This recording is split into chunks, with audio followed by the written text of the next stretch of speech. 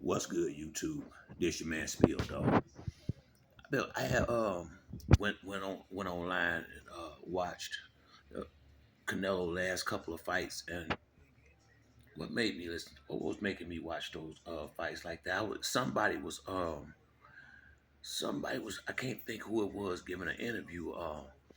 But they were saying that Canelo seemed to slow down over the last few fights, and so when I went back and watched the tape, it put me in the mind of where Spence was a little bit.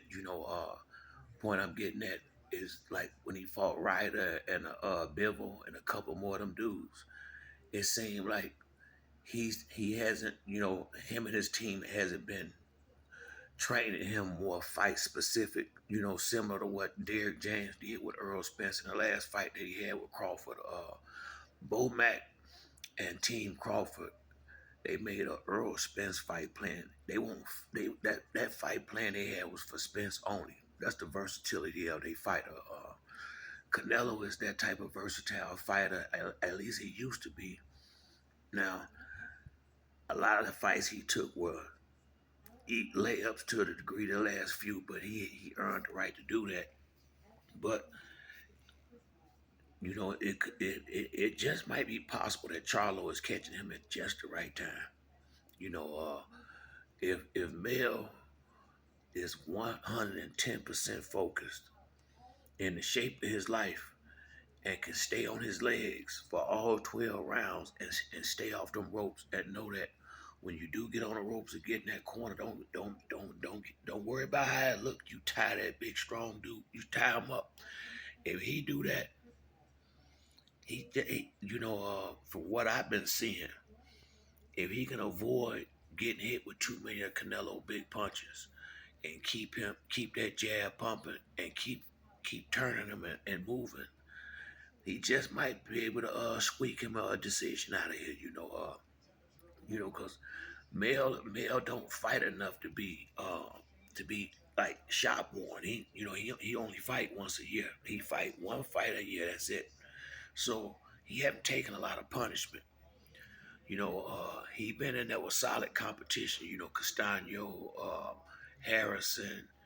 You know, what's the boy named Eric Lubin? He been in there with solid, nice, good, solid competition at 154. So it's not like he been fighting the bottom of the barrel fighters. He been fighting the best guys they can get at that division at 154. Going up 20 pounds, that's a big jump. As far as the main thing for me is two big problems for me that could possibly be that I see. The power difference possibly, and can his legs hold up with that extra weight fighting against a guy of Canelo caliber for 12 rounds? That's without his legs giving out on him.